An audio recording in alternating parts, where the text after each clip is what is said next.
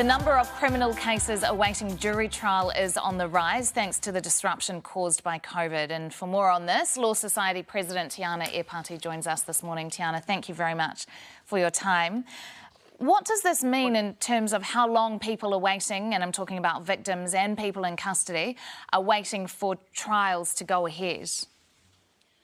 It varies. I do know of one particular defendant who has been in custody for it's almost 4 years now. There was a series of quite unfortunate extreme events that occurred in his case, but yeah, that's probably the highest point of the delay that we are seeing. And that's just one person, because we're talking about nearly 3,500 jury trials, criminal cases that are waiting there and have been delayed because of COVID. That's right. And as you pointed out, it has a very real human impact. This isn't just a number. These are real people.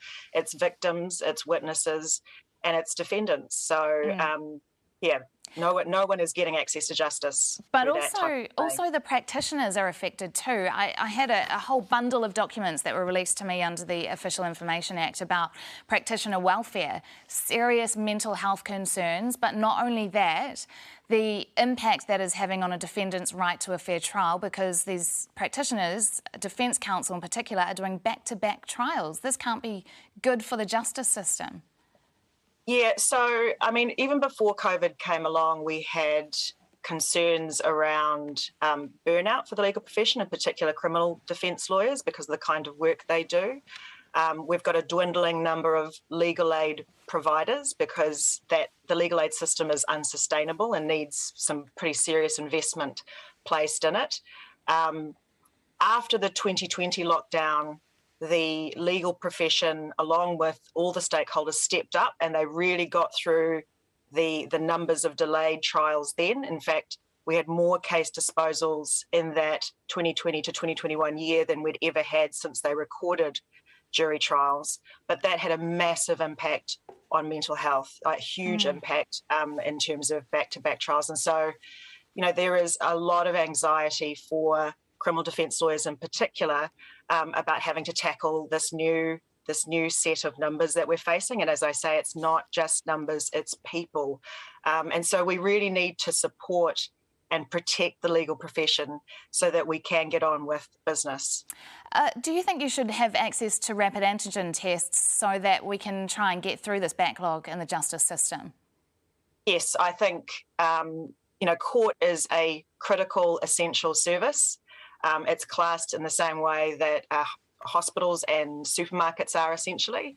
We operated all the way through level 4 lockdowns. We had duty solicitors at the front line, so they need to be treated in the same way that you have ER doctors at the front line.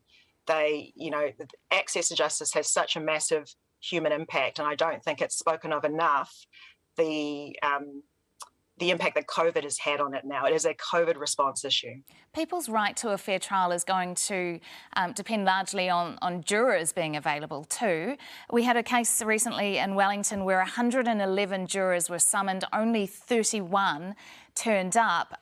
Isn't there an issue here that we're not going to get juries that are a cross-section of society, and actually for the ones that do turn up, if they're close contacts or they get COVID, then jury trials are going to have to be abandoned? Yeah, I'll answer that question in parts. So we've got, what you have is different settings all around the country depending on the type of courtroom you have. Wellington, which is the example you gave, has much smaller corridors and courtrooms, and so the number who were summoned was very much adjusted to that type of building. Unfortunately, only 31 turned up. So this week, they adjusted the setting, summoned more jurors, who went through what was called a pre-balloting process. So you filter out the ones who have a valid excuse not to come to jury service. And they got 101 this week, and we have a jury trial underway right now in the Wellington District Court. So in actual fact, last week, 1,000 people from the community turned up to do jury service. So it's just about ensuring that we adjust the settings correctly for particular areas. Moving forward, as our numbers climb with Omicron, there will have to be a moment, I think, where we may have to pause again.